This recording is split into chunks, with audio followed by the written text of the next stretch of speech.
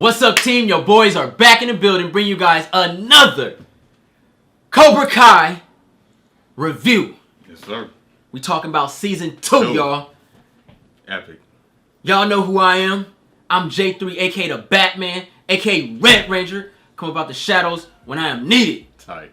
Real Ranger over here. Running Joe Genji, baby. Cyborg Peter in the building. Triple. What's up, bro? Another day in paradise. How we doing? We are back in the building. Cobra Kai talk, man. You know why we here. Cobra Kai season 2 review. Finally got through it. We finished it. J3 finished it. I finished it. We feeling good right now. That was an epic finale. It's like a celebration. Oh, yeah. Spectacle, man. Tight, man. I feel really great. Get to see it again. Got to watch it again live with the homies. I had already seen it before that, but it's always good to have a second take on things. Yeah. Big in scale. More characters. Villain returns. It felt like a sequel. Again, I can't stress that enough. This show feels like a long episodic movie. Facts. And I love that feeling. Oh, yeah. Because you get to spend time with these people and letting these stories marinate. And that season 2 just got bigger and badder, and it got even a little dark too. Something that none of us expected. Sure did, bro. Yeah. So I appreciate those things. Like, coming in after season 1, high hopes. This season did not disappoint one bit. We had a lot of growth in characters. Yeah. A couple new characters too. Yeah. Growth in scenes. Just the energy was different.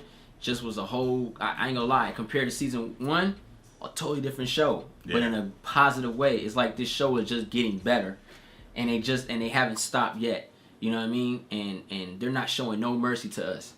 They like, we're gonna give you all of it, bruh. Take that sheet and live with it, because you gotta wait a whole year to get another episode. Oh yeah. So you gotta revisit it again. You know what I'm saying? And you might want to do predictions and theories. So it's always good to revisit. That's the beauty of shows and web series. You can always go back. And the beauty of that too is me being part of the YouTube Red. I'm gonna be able to visit it on my television screen next time around. So I'm gonna be able to sit back and relax. I mean, I'm relaxed now, but we're on a computer screen, so I can actually watch it on television now. Facts. And I'm gonna watch it again with the fam. Okay, I was just gonna say I'm gonna watch it again with the family. I'm gonna watch it day one. I'm gonna go sit down and watch it again with the family, man. And but y'all are not here to hear what we gonna do after this. Y'all here for that review. Yeah, I guess I get started, man. I'll talk about the new additions to the season 2. I really like Tori's character. I thought she was great. Brought a darkness and an innocence to the series. Her character, very mysterious, very tough. Yeah. Very feminine. She's sexy. She can do whatever she wants, and she just comes in, starts calling shots. The return of John Kreisman, Martin Cove. That was great. That was good. Because that was there for the Karate Kid original fans. That was nostalgic, and even progressed his character. Like, he's a good actor. Yeah. He does a lot because he's up and down with manipulating and just playing yin and yang. He'd be your best friend, then double cross you the next day. Like, he's a great character who's got a lot of arcs to him. Yeah. And shout out to Martin Cole still being around and with the Karate Kid fans and owning that character. He loves that character. You know what I mean? He's the guy, man. I'm just glad to see him around. And they really utilize him and put respect on his character's name and the actor. Yeah. Shout out to Stingray. Stingray was a tight addition. He was just fan service all around. Yeah. He was a guy that was stuck in the 80s. Wanted to be a part of something cool. He got in part of Cobra Kai. He learned some things on the way, and he kicked a little bit of ass too. Yeah, they're my Stingray friends. was tight. They're my friends. Everybody underage and shit. Stingray, man. Shout out to Stingray. I really liked his character, and I hope he sticks around in the next season, man, because he was dope. Yeah. He was like the audience reacting, like he was a part of something, and he did his thing, man. He learned very fast too. It's crazy. Yeah. Characters, man. You named a couple new guys and girls. I thought it was a great addition, but I love the fact of the character growth. Yeah, for sure. Seeing Johnny from season 1 and season 2, he's a totally different man. He had one idea, and he came over to this season, and he realized that some of that idea wasn't right. And I love the transition of that character. To be honest, Daniel stayed the same. Yeah. Season 1, season 2, Daniel didn't necessarily grow. He stayed the same because he's stubborn as hell, and he's goddamn don't take responsibilities. Otherwise, seeing the transition from Miguel from the last 2 episodes of season 1, and seeing how it finishes off, and seeing how he clashes with himself because he was taught one thing, because Johnny believed in that, and then Johnny realized that what he was teaching was wrong, and trying to teach the group again was just like, damn. And seeing how Miguel went through that, at the same time of Girl Trouble. Yeah. I love that shit. I love those two in this season. Probably my favorite character is Miguel this season. Tight. He's my favorite character last season. He's my favorite character this season because of those reasons, man. I just love that kid. That's understandable. I think he's a great actor, man. Yeah, he is. He's a great actor, up and coming actor, man. I've seen some bad kid acting, man, and he's pretty good. Yeah, he's up there. Mm-hmm. He's got a bright future. And I hate it, but I love it. Seeing the development of Hawk. Yeah. Eli, I hate it and I love it because he's doing such a good job. I hate him. Like, honestly, I don't like him as a character anymore, bro. Like, I look at him and I'm like, you dick. You douchebag. You punk pussy. You pee in the bed, whiny, Doctor Who watching bitch. But you understand him. But I understand. He's tight. So I like it. That's the great thing. I love it. I love that. That was a good dynamics right there. Mm-hmm. And, you know, those three, it really did something for me. I'm a Cobra Kai guy, so... I'm going to say I still like Hawk, man. I like him even more in season 2 just because he's owning up who he is. He just doesn't care anymore. He's like, I'm the guy now. I understand where I'm at, and I'm going to be there. I'm not going to try to be something I'm not. I'm going to be the guy.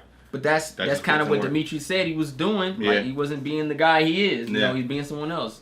But now that he has the skills, it's like I can do whatever I want. Now I can be whatever I want because I have the skills. So it was kind of cool to just see him let loose and be the villain, man. The Hawk was putting in some work, even though he was getting hurt a little bit. He was doing some things, man. He's like full on rage mode this season. He's full on rage. Beast mode. Kreese had a lot to do with that. So you see the mini version of Kreese in him. Like he's his lackey now, and he fell into the wayside so quick because that brainwashing mentality.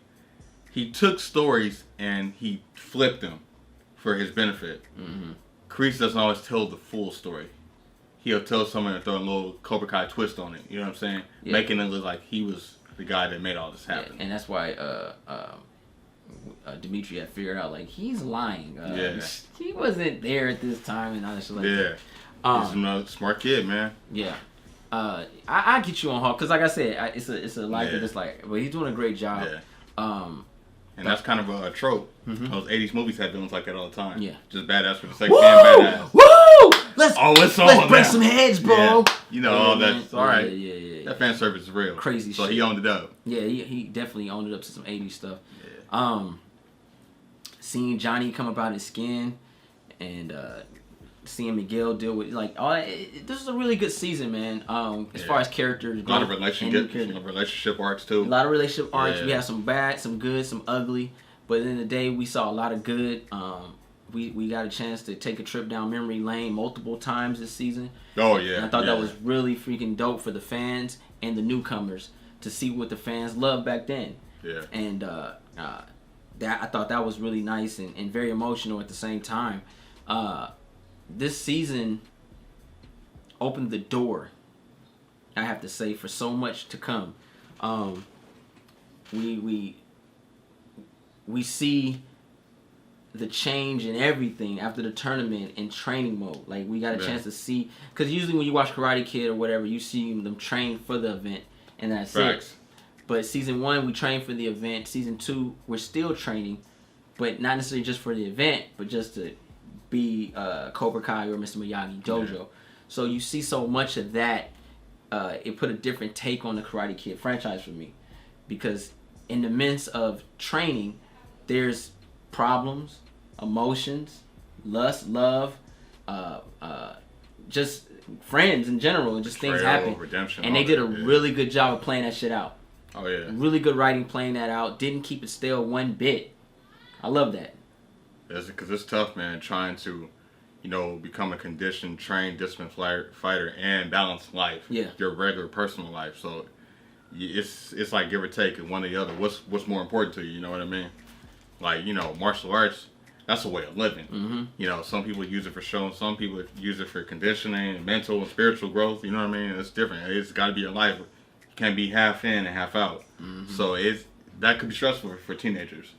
But to see the struggles and being a fighter and trying to live a regular life and balance relationship, that's daunting for youngsters. We get it. You know what I'm saying? People have been down that road. But at the same time, you could say that karate has saved them. Mm-hmm. You know what I'm saying? It strengthened them.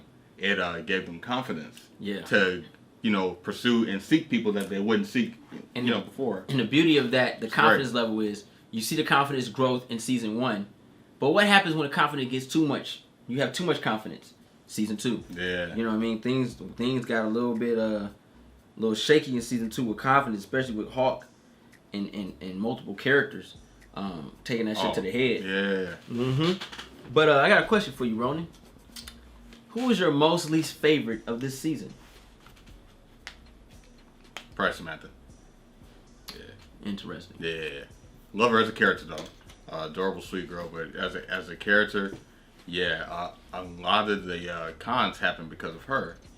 And in the beginning, they did seem like pro situations, but they were cons because her character didn't really feel like she should rise up to the challenge when she should have, because she really had the answers to everything that was happening. Yeah. Because a lot of it fell into her factor, into her favor, because she's a girl. You know what I mean? So I felt like since you have the power and you can get anything that you want, and people will listen to you because you are a smart girl, I felt like you should have opened up and been honest about things. And a lot of the chaos that went down would not have taken place had you just opened your mouth and said your piece. Yeah. So yeah, I think she takes a lose for that, because a lot of this happened because of her. Robbie, on the other hand, he's still yin and yang, but I understand where Robbie is coming from and why he does what he does, because you're gonna survive and you're gonna be on your cat and mouse tipping toes when you have nothing. So he did what he did because he liked the girl for the moment. She was a seasoned girl. She was there, and he took it. He's like, well, I'm gonna make myself look good. I mean, I gotta look like the hero. I'm here. If I disown her, I'm out. Yeah. And then her father, now I've lost points with my trust factor with him. Now he wants nothing to do with me. So he played a role, and he did what any man would have did. You know what I'm saying? So the fact was, he felt safe and he was comfortable. That's why he did what he did. Samantha was just in her feelings, and she didn't want to disown her father or her parents because she knew that they would never look at her at the same. And they already let her do whatever she wants, so she was already comfortable with the fact that, all right, they're never going to question me. They trust me enough for me to, be responsible and things like that. She took it for granted, and she took advantage of her mom and dad. You know what I mean? So it goes either way. But the 100 thing is that, her parents are responsible, mainly Daniel, because the mom said she should have never went and did all that. She didn't want her daughter to be a part of any of that. Mm-hmm. Daniel takes a big responsibility for that too. But yeah, we understand the cockiness of him and his arrogance, because he's just always kind of had that ignorant mentality. And that's what happens when you have zero lack of information. Oh, I think it's retarded. All the time. He's retarded when he's always been like that. He doesn't freaking jump the gun. You know what I mean? So yeah, it just kind of factors into her. Like even from season 1, everything kind of comes back to Samantha. Yeah. Everything. You ain't lying. Once that comes to light, we're good. You know what? I agree with you on that, man. One of the best lookers of the show was the biggest thorn in my ass, and that was Samantha this season. Yeah. What they did with her, she was truly a LaRusso, and how she doesn't take any responsibility for her actions. Her actions caused a lot of heartbreak to herself and others. Yeah. Separation from herself and others. Trust issues for her and other people. And most of all, her parents. They gave her so much freedom like you spoke of, and it's like she's not even like being responsible with it. Right. You know what I mean? Took it for granted.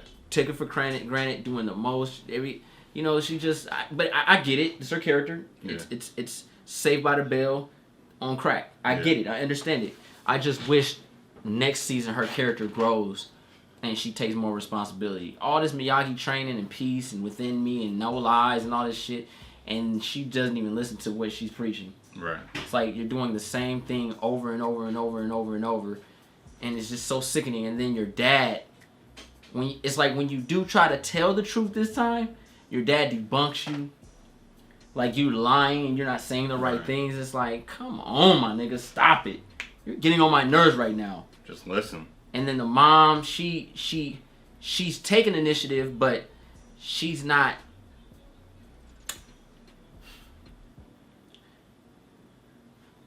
I'm not blaming the mom because she's doing a lot. Yeah. She's running a company. Daniel's on his journey. Cut her some slack. And she's still at the same time keeping tabs on both her kids. Yep. She knows more about their whereabouts than Daniel. She even was able to get in the computer and she knows things. And that's what moms do. And she was the one that punished Samantha last season. Yeah. You see what I'm saying? Daniel he's out of the loop. He's out of the loop. I hope he finds his loop. Yeah. Like, this guy is getting on my nerves. Like, and Samantha went down the same area because she did the same thing her dad did. She assumed some shit, and it all backfired on her. And she's by far the worst character this season. Aisha is not a very memorable character this season. She had a big part in season 1. She was second student. Yeah. And she got bypassed by a lot of students. The new kids on the block. Yeah. New kids bypassed Aisha, and which is fine because I expect that. But it shows, you know what I mean? Like, remember I said a while ago, like, I see her vanishing. Yeah, I do remember disappearing that. and not coming back ever again. I can see that happening, especially the way this season ended. I can see her going away. Like, I didn't sign up for this. Yeah. You know, I don't want to be part of this, and just stop. She got her confidence back. Or who knows? She might go to Miyagi-Do. I don't know. Miyagi-Do is looking like home, safe haven now. Yeah. Cobra Kai is getting out there. It's polluted. But with, you know, these ain't even the same kids I signed up with. Where everybody else? You know what I mean? Them motherfuckers turn evil, bro. You got little nerds fighting. And then 80% of they squad left. In the middle of a class, like. Yeah, I can't do this shit. I'm out of here, bro. Y'all niggas, Crease is evil. But yeah, that's pretty much what I got with characters, man. Yeah. You got some pros, bro? I got some pros. Shoot. I got 3 favorite moments. My favorite pro is when they went out to dinner, the adults. Oh, that was nice. That was one of my highlights of season 2, because we actually got to see them break the ice on both ends, and it had to be Amanda and Carmen that broke the ice. Shout out to them. They're two wonderful women. Mm-hmm. Who really love these guys, Daniel and Johnny, very dearly. It's obvious. And it took the ladies that they were out to dinner with to break the ice and then get these two grown men to actually talk it out. And they actually end up having a great time. Yep. And they actually realize that they think alike. And they had the same thought process when the lady came to take their orders. She was like, shouldn't you write this down? Well, you're going to forget some. And it happened. Yeah. You know what I mean? So I love the little small details that they did come to terms and they had agreements. And it wasn't about Cobra Kai and Miyagi-Do. They were just men talking. Mm-hmm. You know, that thought, similarities about things in life. And I thought that was great. My other second pro would probably be when Johnny found out about what was really going on with Kreese and that he was lying. Yeah. And he found him at the home, the senior home or whatever it was, like that facility. Setup moment. That was crazy. Like, that shit was more set up than the space trip to the moon. Yeah. Oh, like, yeah. That shit was staged like a motherfucker. It was crazy. But it was a good scene because it was the first time John Kreese really got personal like that. Even though it was staged, I felt like he really did have some demons to tell him. He had some shit to say. Yeah, he did. It was tight, though, to hear that story because we never got that closure 30 years later. Like, that was epic, you know what I'm saying? And that was growth for his character, too. Especially that footage they showed of him being young. Like, Yeah. what movie was that? They had to be something. That was tight. Yeah, That's man, these writers are great, man. Mm-hmm. And then season 3, when all the emotions... Season 3? Well, season 2. Oh, I'm about to say. I'm jumping into the future. My bad. Ronin, Triple, Cyborg, and built a motherfucking time machine. You ain't seen all this shit already. Fuck. Season 2. Taking me on a loop. Yeah. Season 3. Here we go. What yeah. you talking about? I'm hyped, y'all. I'm sorry. Shit. Yeah. So season 2, and then the finale of season 2. That was another pro for me. The highlight, seeing all the emotions clash, all the revenge coming out, and all that redemption, and them just fighting not only for their, their protection, for their sanity, and for things that they love in life. Everyone was fighting for something, and it was a lot of commotion, a lot of animosity, and these fights were very dramatic. They were very raw. They were very gritty, and they meant something. Mm-hmm. You know what I'm saying? Because everybody was in different corners, fighting for something. I think that was also a highlight of this season. It got really dark very quickly, and it's unexpected because it let me know that this new generation of teenagers are very violent and agile. They don't care. Fucking lying. So that was refreshing to see, because my first reaction when I first saw that, I was not expecting. I was like, wait, it just got really adult. And then revisiting it again with J3 watching it, I was like, man, this is pretty heavy here. You know what I mean? Heavy hitters. Yeah, and No lie. I was very appreciative of that, because these are the kind of things that I like in storytelling. You know, Karate Kid never really got this kind of level of grit before like that. True. It was more theatrical. But when you're talking about a drawn out series, you have time to do this and build up to that, and you're able to show it because it's not a film. So you don't have to censor as much. You can just get into the nitty gritty, and we were able to see that. Even the fights had a high budget level standards to it. It was incredible how they captured that with these kids in a confined hallway space. Like, you saw everything. Like, Bruh. And it was dramatic. It was effective. It was intense. It was emotional. It was a lot going on, because it wasn't just a fight. There was a fight for something, and that's epic, man. Those are my 3 favorite pros of this season. All right, you gave 3. That means I gotta give 3. My first pro, I'm gonna lie. Yeah. My first pro was the Miguel, and it's my best pro. Okay. The Miguel and Johnny sit at the restaurant. When Johnny explained Oh yeah. to Miguel about everything. Yeah. And how he opened up to him like a father, big brother, uncle, a man, to a Padawan. I True. loved it. True. I loved it. And it was able, they both gained respect for one another.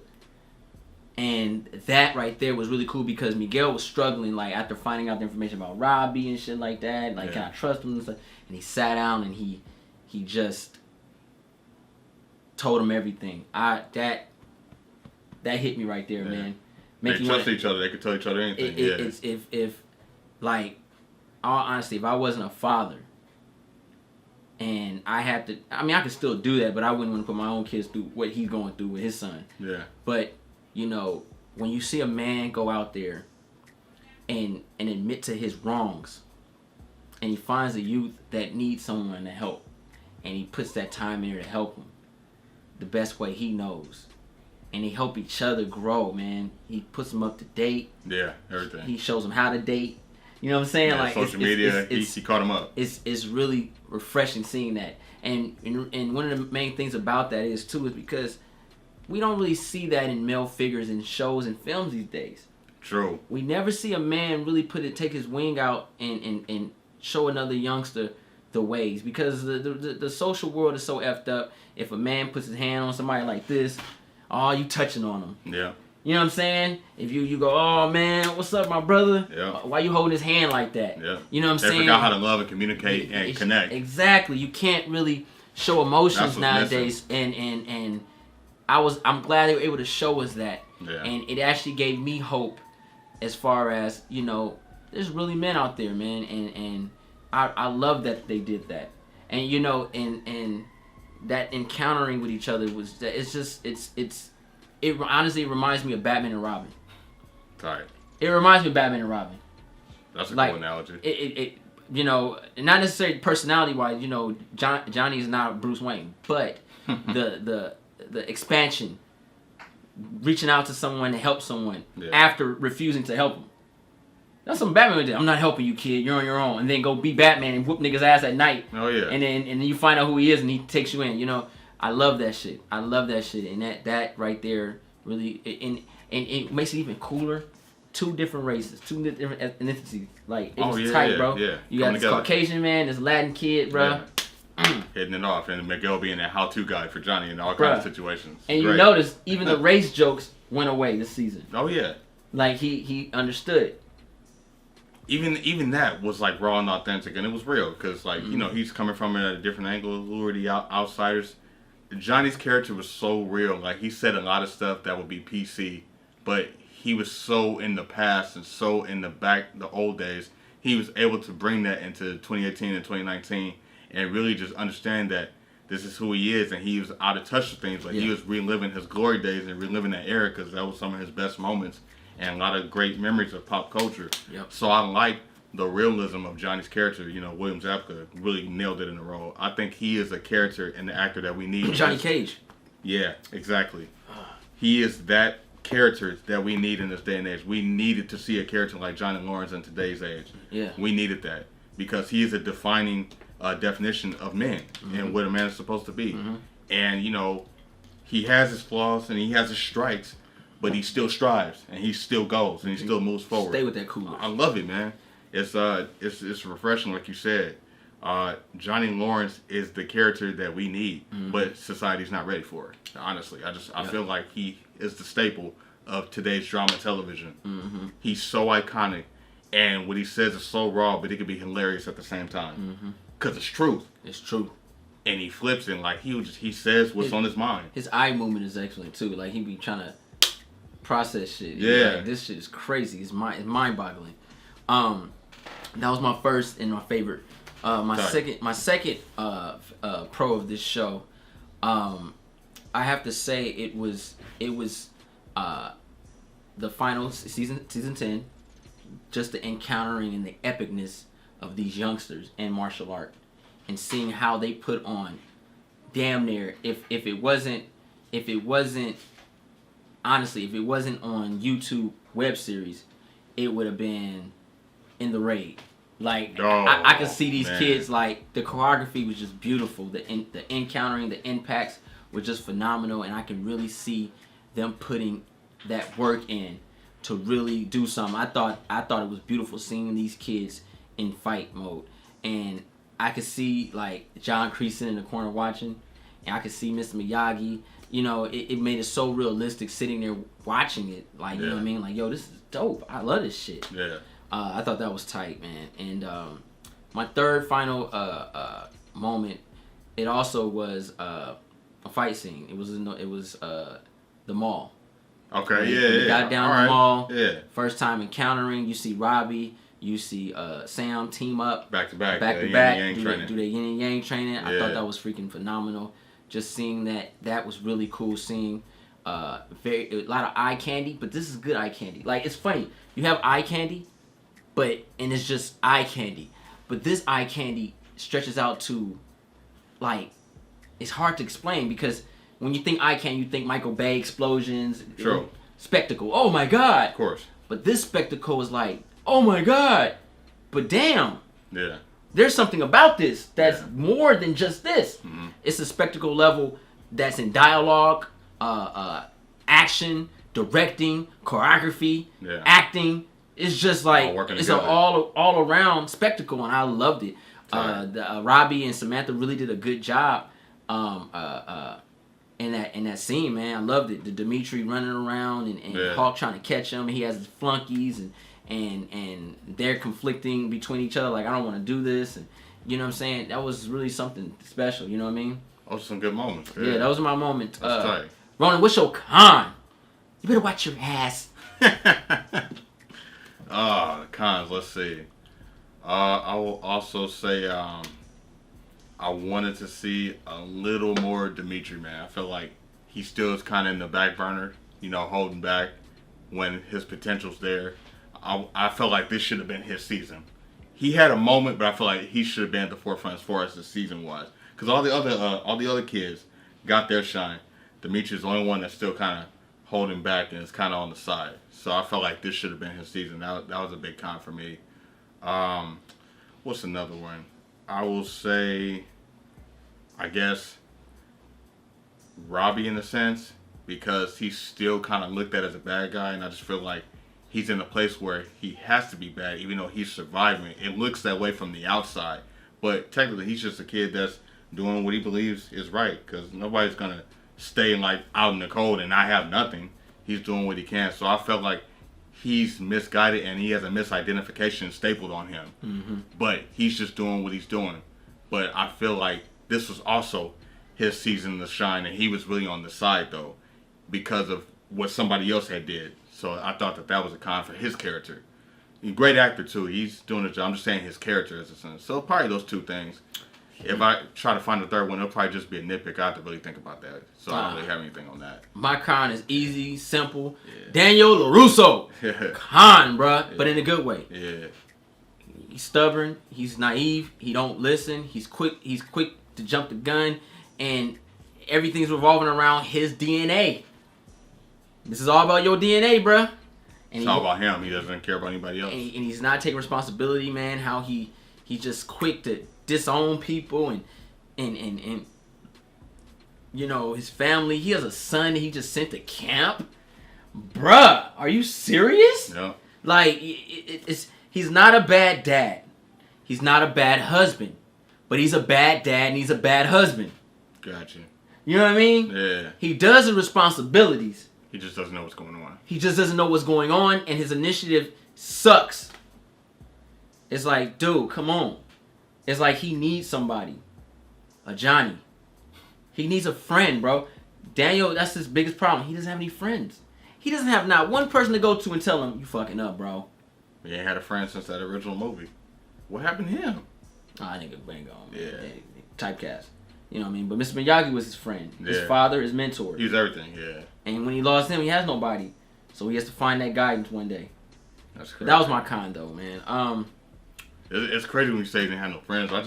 It makes me think about that because, like, his homie from the past, man, he was in this corner all the time. When he moved into Reseda and he was staying in that apartment, it reminded me of going back to season 1 when he had that flashback and he first moved in. Mm-hmm. And him and that kid went to the park and to the beach and stuff. Yeah, but after Johnny, you know, beat him down, it was like, I ain't hang with this nigga no more. He gonna get me beat up. Yeah. So he technically never had friends. That sucks. Girls were his friends. Yeah. He'll be with a female, and then he'll be overprotective and weird and all that. Yeah. Daniel Lusso, everybody. Ronnie, what do you give season 2 Cobra Kai, bro? I'm gonna give it an A. I'm gonna give season 2 an A, man, because it broke a lot of boundaries. Really broke the rule on traditional storytelling. It got more intense where I didn't expect it to. It got more dark when I didn't expect it to. This season seemed more adult, a little bit more mature. A lot was at stake. Some of the newer characters like really raised the bar and brought a lot more intensity to the narrative. There was a lot going on. It was just like building and building and building, and then when we got to that finale, it was like boom. In like your face. Epic knockout. So yeah, season 2 for me is a solid A across the board. Epic knockout. What do you mean? Oh, you know what I'm talking about. Yeah.